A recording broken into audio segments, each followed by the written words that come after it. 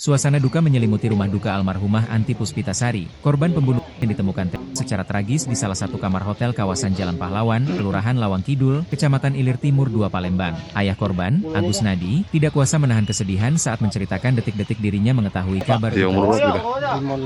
Pak, cak mana cerita kapan adik ini terakhir di rumah kemarin, Pak? Hari tidak salah Jumat sore Jumat sore. ngantar lakinya begawi Jam berapa tuh?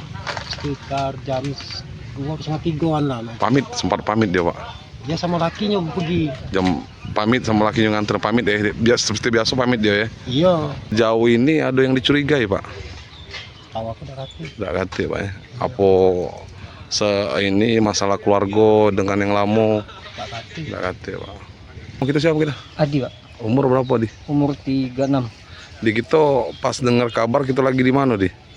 Dengar kabar lagi di tempat gawi. Lagi tempat gawean. Jam berapa tuh, Di? Bapak nelfon jam 5-an. Cak mano kita dengar itu, Di? Kan ini kan istri kita kan? Cak mano kita dengar itu? Sok tak gitu? Sok pasti itu pak.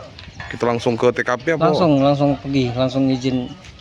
Ke lokasi kejadian. Sebelumnya korban pernah cerita ada masalah apa, Cak mano? Tak kati. Cak biasa, Pak ya? Cak biasa. Layaknya suami istri lah sudah. Nah itu. Pas pergi terakhir kali? Kati juga? Kati omongan. Kati omongan ya.